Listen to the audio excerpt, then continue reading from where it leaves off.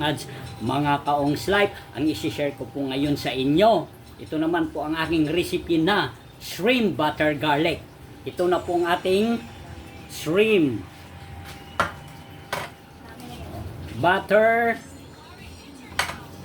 garlic and Sprite. At saka, yung hindi natin makakalimutan, yung ating salt. O mga kaongs life, umpisa na po natin yung pagluluto. Yan mga kongs life, nasa kawali na po yung ating bawang. Sunod po itong Sprite natin. Ang Sprite po, ito po yung pinaka pangsabaw po natin ha. Yan, lagyan natin. Isusunod na po natin ang ating shrimp.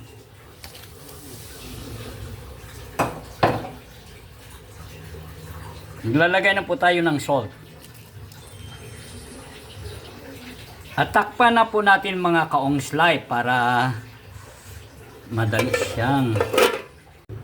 Mga kaongs life, tingnan na po natin ang ating nilulutong hipon. Ayan mga kaongs life. Kulong-kulo na po siya. 5 minutes na po siya, pwede na po. Life, ilalagay na po natin yung ating Dairy King. Papatunawin po natin. Buhatin natin mga kaongs life. Mga kaongs life, yung isusunod po nating lulutuin ay ang ating garlic.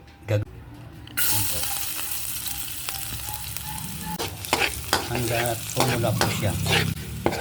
Napansin nyo po mga kaongs life yan. Pula na po siya. Pwede na ito mga kaongs life. Garlic yung mga kaongs life. Mga kaongs life, luto na po yung ating recipe na shrimp butter garlic.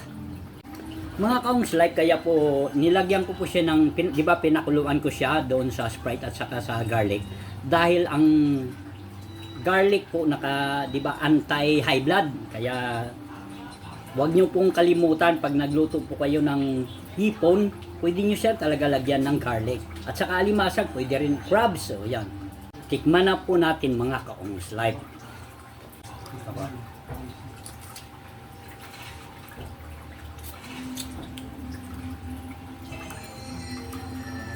Lumalabas talaga ang lasa ng